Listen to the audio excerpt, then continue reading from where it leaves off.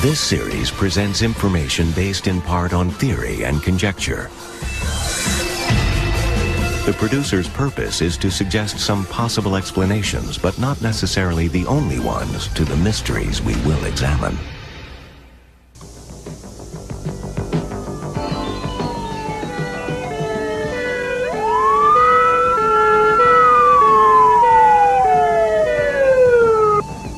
When the moon is full, more crimes of violence occur. Arrests have been known to increase, as well as admissions to mental hospitals.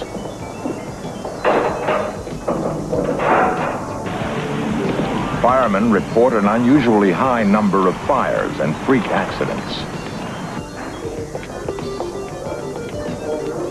Emergency personnel in hospitals brace themselves for increased caseloads. Bizarre statements and traumatic actions by usually rational people are attributed to moon madness. Why? What strange influence does the moon have on the behavior of man?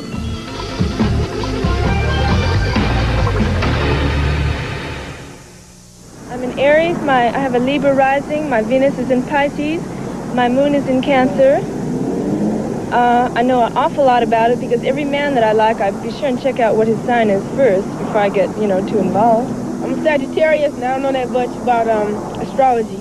Yeah, I do know I'm an Aries, and I think it's fun to read my horoscope every morning in the papers. I'm a Libra, and I think I'm not real in favor of it because I think it gives people an out, tells them what to do, and that's just what they want to do. My sign is Virgo. I don't think it has much scientific fact because I don't think anybody has ever proved anything. I'm a Leo, and I wish I knew more about it. I really don't. I think it's terrific, very interesting, and I just wish I knew more about it. And I'm an Aries with Scorpio rising. For most of us, that's as far as it goes. We know our sign, but little beyond that. What is astrology? Why do 32 million Americans express a belief in it? Simply put, astrology is the forecasting of events on Earth based on the relationship between the stars, the sun, the moon, and the other planets. As above, so below. Perhaps astrology began as a form of survival. Cavemen looked up into the night sky, trying to determine when to hunt, when to store food, when to seek shelter from wintry storms. Years passed, and early man realized that the weather, the moon, the sun, and the stars moved in predictable cycles. Ice Age bone markings suggest that prehistoric men were aware of the cycle of the moon over 32,000 years ago. In the more recent past, star groupings were identified by assigning them the names of earthly creatures. Cancer, the crab. Aries, the ram. Leo, the lion. Sagittarius, the archer. Scorpio, the scorpion.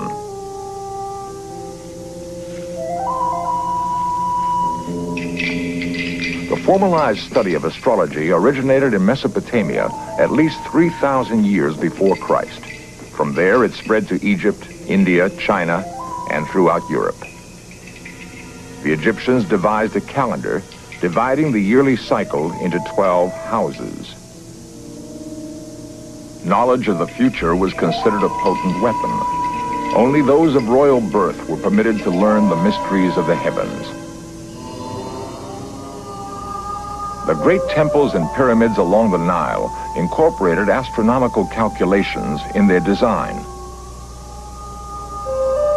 At that time, astronomy and astrology were considered one and the same.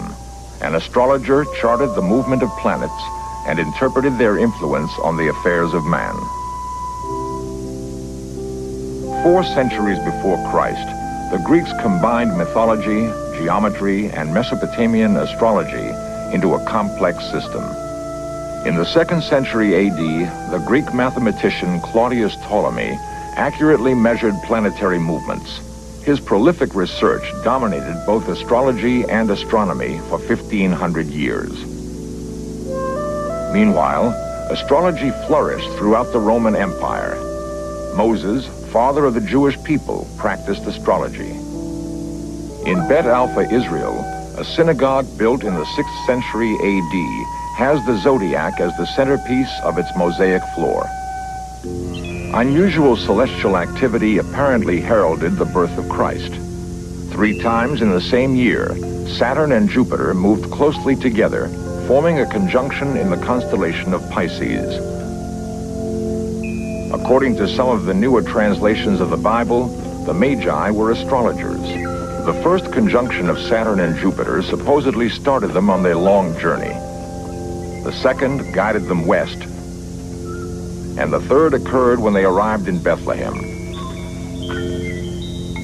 Astrology was condemned by early Christians as pagan ritual. Today, the most extensive astrological library in the world is found, of all places, in the Vatican. Astrology and astronomy, of course, are very closely related, although there have been many heated battles and debates, and I've been... Sidney Omar is one of America's leading astrologers. His books on the subject have sold over 20 million copies. I remember one time when MGM was doing a movie called The Heavenly Body, starring Hedy Lamarr and William Powell, where William Powell played the astronomer, and his wife in the movie, Hedy Lamarr, played the astrologer. Well, they had to hire 2 technical advisors for that movie. It turned out that the astrologer was being paid 3 times as much as the astronomer.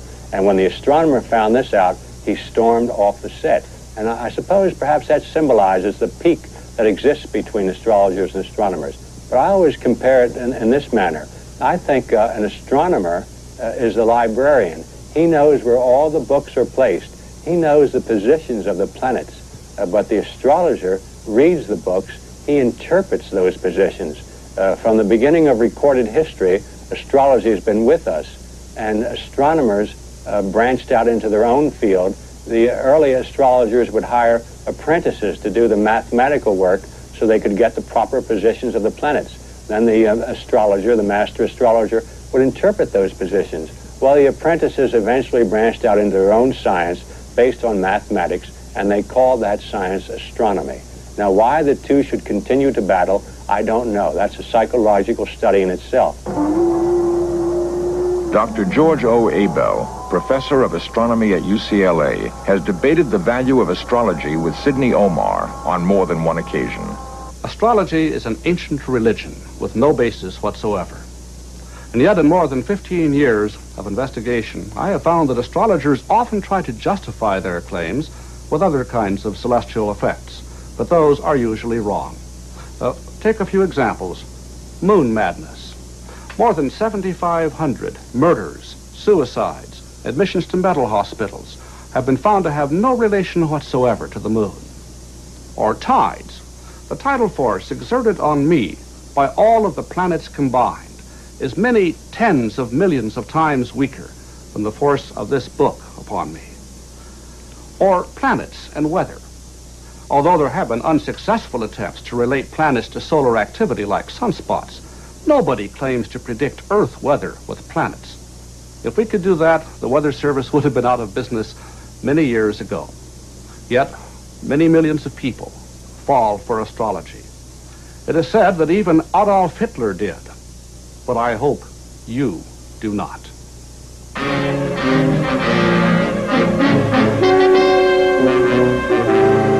Throughout history, however, the misuse of astrology has been legendary. Rudolf Hess encouraged Adolf Hitler to plan battle strategies with it as they approached World War II. Rudolf Hess and Joseph Goebbels pressed the leading astrologers of Germany into service. Their early predictions of victory were propagandized into battle cries.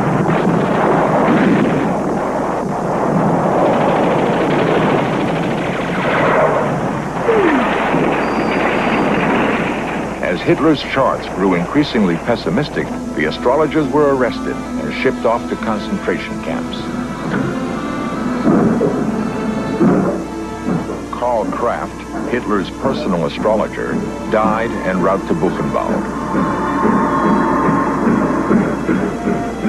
Louis de Waal, originally an astrologer for the Third Reich, followed the advice of his own chart and fled to Great Britain.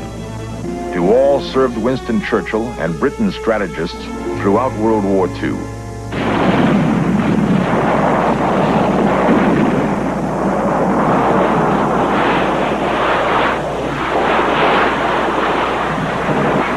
He knew the methods used by Kraft and other Germans and predicted dozens of astrological strategies employed by Hitler's forces. De Waal saw danger signs in the chart of President Roosevelt in 1945, the year FDR suffered a fatal stroke. He also charted an ominous conjunction of Mars and the star Algol for August 1945. On the day of the conjunction, the first atomic bomb exploded over Hiroshima.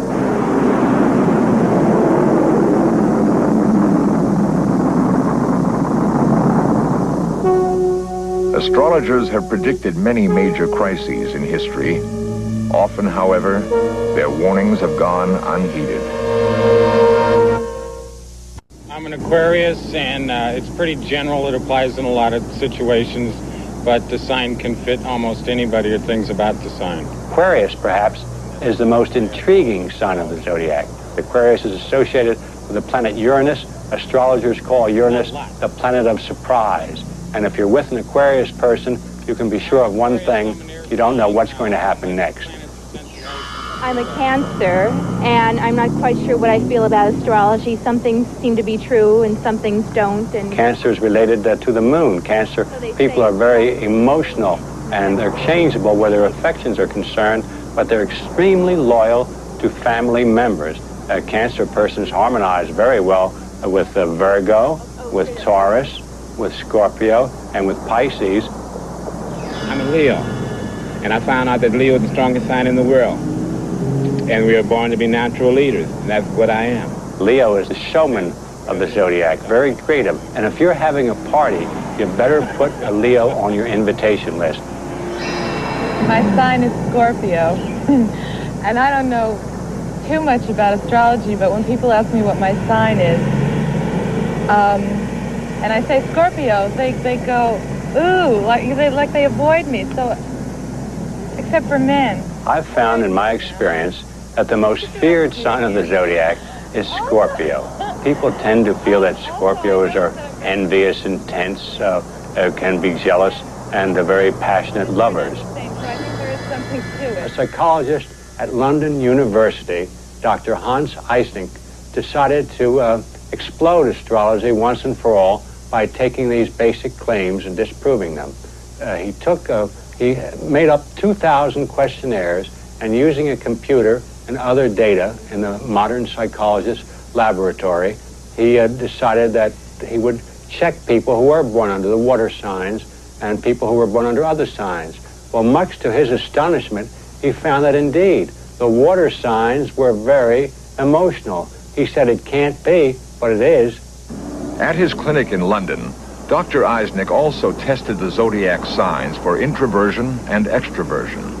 Well, according to the astrologists, if you range the signs in order from Aries through Pisces at the other end, then the people born under the odd-numbered signs, that is Aries, Gemini, Leo, Libra, Sagittarius, and Aquarius, would tend to be extroverted.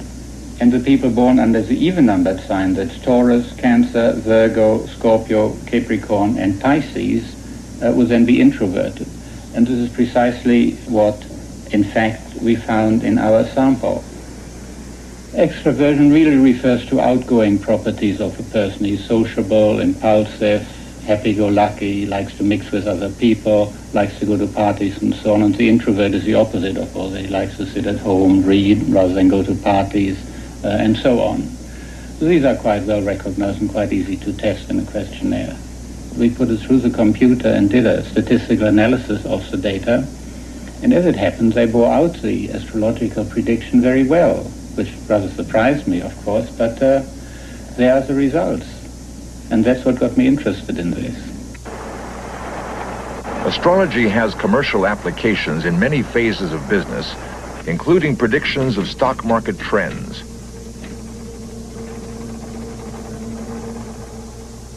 According to J.P. Morgan, millionaires don't use astrology, but billionaires do.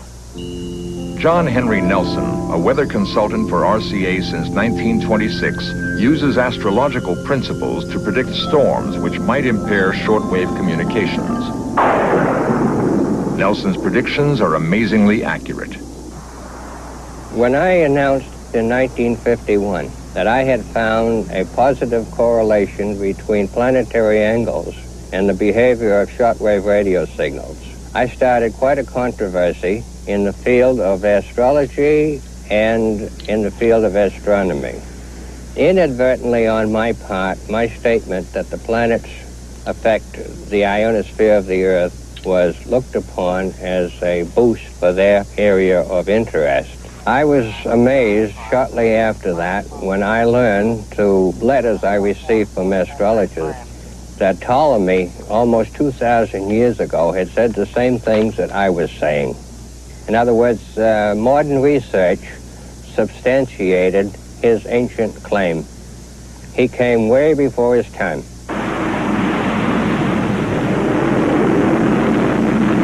Using Ptolemy's principles, John Henry Nelson successfully charted storm paths 15 months in advance for a NASA space launch requiring ideal weather.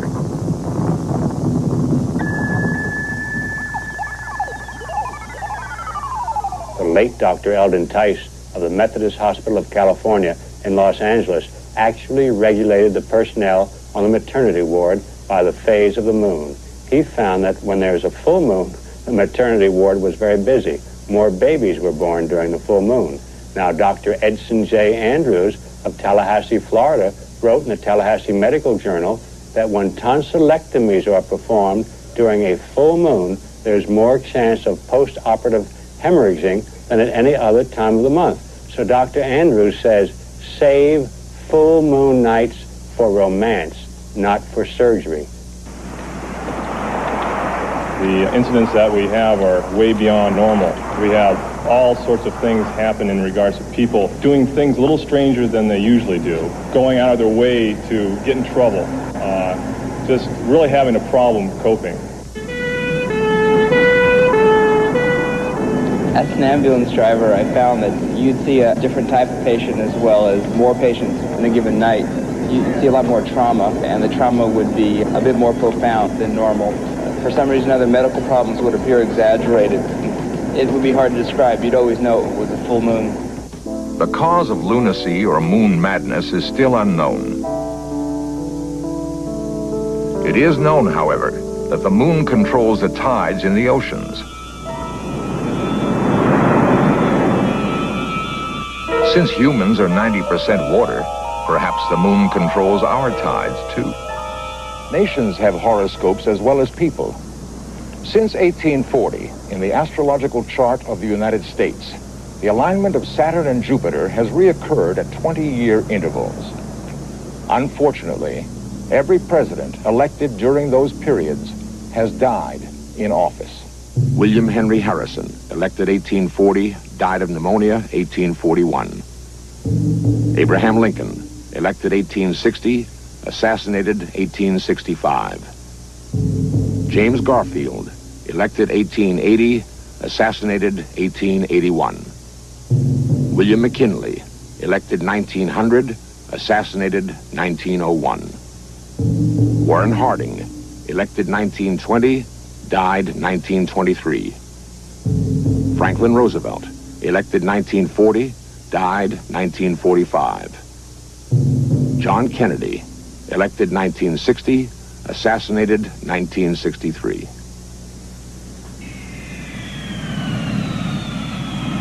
A number of astrologers, including Sidney Omar, saw that President Kennedy's life was in danger.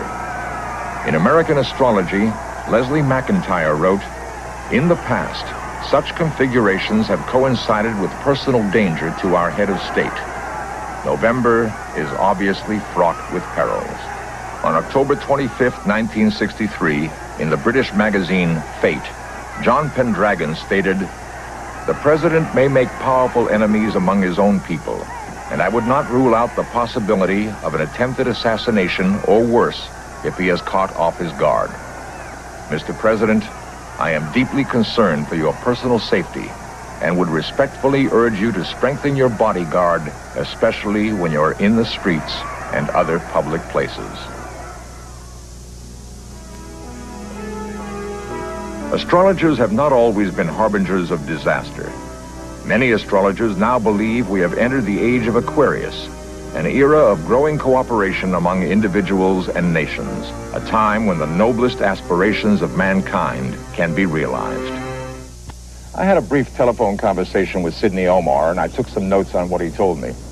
He asked me my birth date. I told him it was March 26, 1931. He said, "You've spent a year of searching and disillusionment." He said, "You tend to become immersed in a part or a mood." That's probably true. He told me I have a powerful personality which tends to make people afraid of me, although I'm actually quite vulnerable. That's flattering.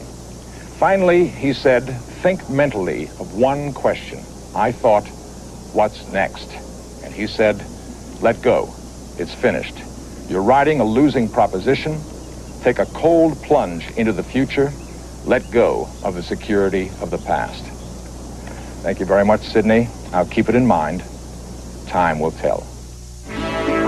Coming up next, In Search Of continues with a probe into the healing powers of acupuncture.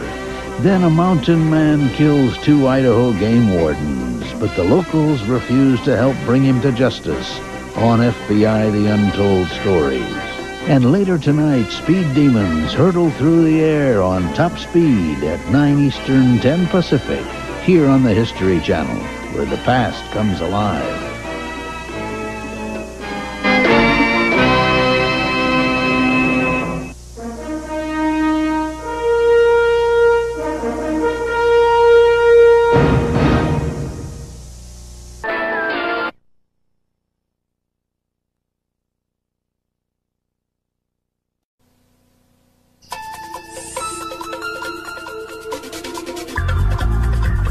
This series presents information based in part on theory and conjecture. The producer's purpose is to suggest some possible explanations, but not necessarily the only ones, to the mysteries we will examine.